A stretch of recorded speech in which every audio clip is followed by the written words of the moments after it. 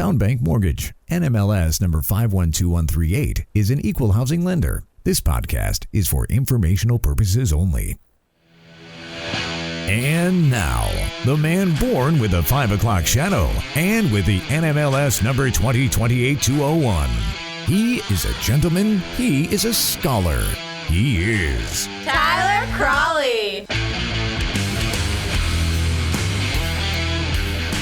Well, I'm now kind of regretting being a little bit upset at uneventful days because we got an eventful day, and it was not good. It was not good for rates. So let's go back to those uneventful days that we had all of last week. But welcome, everyone, to the Thursday edition of Wilmington Mortgage. I am the aforementioned host of this podcast, Tyler Cralle, of course, loan officer at Town Bank Mortgage right here in Wilmington, North Carolina, where we break down the top stories impacting mortgage rates every single weekday, unless, of course, I'm sick, I'm on vacation, which doesn't happen very often, or it's Azalea Festival, which neither of those things are going on. So here we are, and yes, it's like, what is it? It's like the old, what is it? The Chinese proverb, may you live in interesting times. Well, like I said, I was complaining about there not being any events. There's nothing really going on, and markets weren't really moving. Markets moved today. They moved. So we had some big moves on Wednesday in the bond market. It was not great. I will put it that way. So Mortgage News Daily, they had the 30-year fixed rate index, their 30-year fixed rate index, 12 basis point jump, 12 basis points.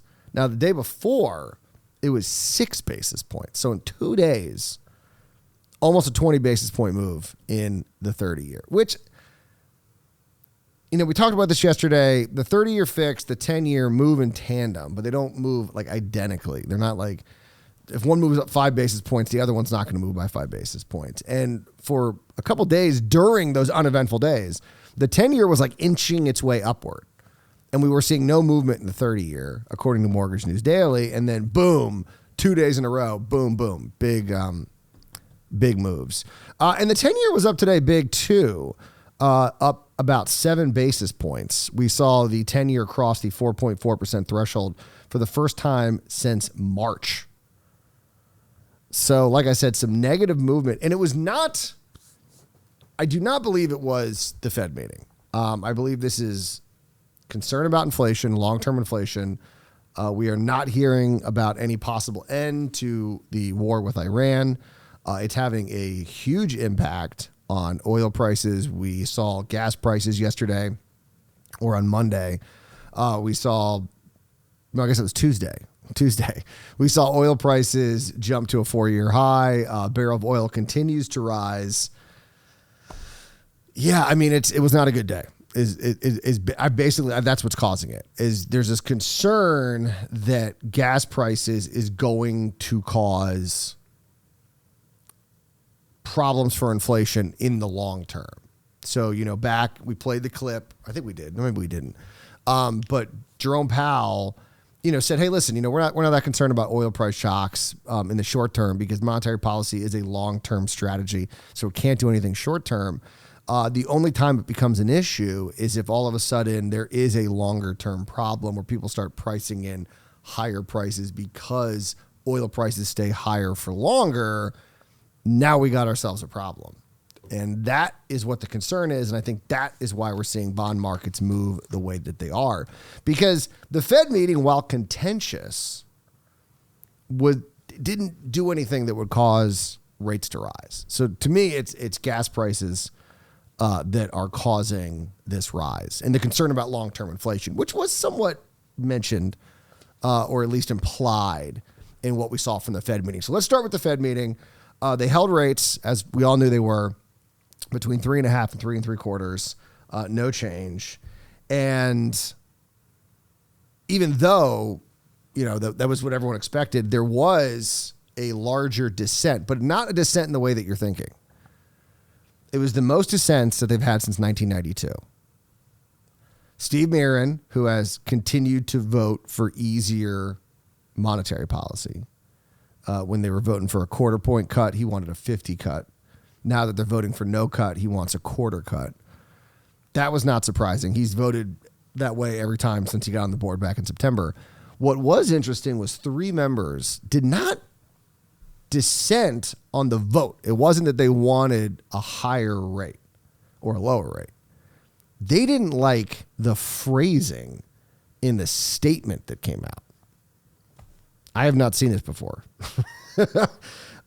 So we had, let's see here, Beth Hammock of Cleveland, Neil Kashkari of Minneapolis, and Lori Logan of Dallas didn't like the phrasing of the FOMC statement that comes out along with the announcement about what they're going to do with rates. This was the sentence they didn't like. In considering the extent and timing of additional adjustments to the target range for the federal funds rate, the committee will carefully assess incoming data, the evolving outlook, and the balance of risks. Now, what they don't like is that word additional, because that is they are implying that because we've already had some cuts, or the last thing they did was cuts, 3 or 4 rate, I think it was three cuts, that additional would mean that if they were going to make a move, it would be a cut. And they think, because they are a group that is concerned about inflation, that it might be a hike. And so they didn't like the phrasing of additional. So they were not dissenting to the rate cut. They were dissenting to the word additional, meaning that if the next move the Fed makes, it would be a cut. And they're saying it could be a rate hike. So they were fine with, they didn't want rates to rise now, but they're saying that our next move could be a hike. And so they didn't like that word additional. So they dissented on the additional part, which was kind of funny. They're for where rates are, but they were not on board with the additional word. And so it was a little more contentious. I mean, the most dissent since 92, but kind of a weird dissent. The other point of note, this was Powell's last meeting as Fed chair.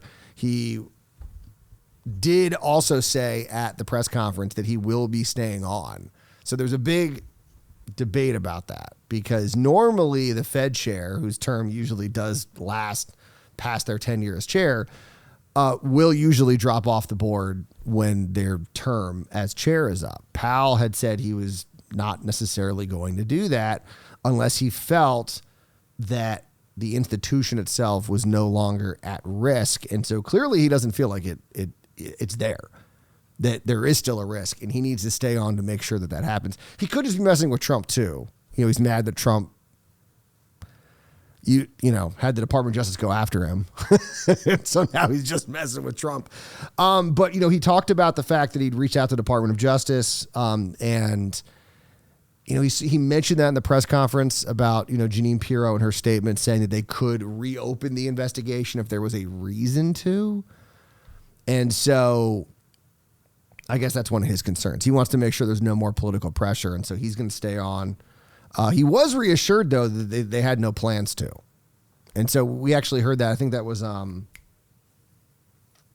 was it? I think it was Peter Conti Brown on his Substack had mentioned that, you know, the fact that Tillis was happy with that announcement. He assumingly reached out to people in the Department of Justice who assured him that was he was guessing about that. He didn't have any actual knowledge, but he's saying, I'm assuming that Tillis talked to both the Department of Justice and Powell and felt confident enough that he could move forward, that Jeanine Pirro's talk about reopening the investigation was really just kind of saving face. That's saying, oh, there could be something there. There wasn't no reason why we brought this investigation up. And so Powell was sort of, I guess, making sure that's the case. So he will be staying on the board. You know, and he talked about, I think it was Nick Timmeros wrote about this in the Journal and had said that, you know, I mean, Powell basically said he's not going to overstep and he's just going to be a member of the board. But that's a weird dynamic. That is going to be a weird dynamic. So Kevin Warsh is already facing a lot of pressure in that there's no doubt that people in the administration are going to want him to cut rates. There's no data to back that up, especially if the war continues and gas prices continue to rise and the upward pressure that's going to put on prices and then rates. But now he's going to have to deal with the board that the former chair is still sitting on. And there's no doubt that people on the board are going to be looking to Powell for guidance on things. That's just unavoidable.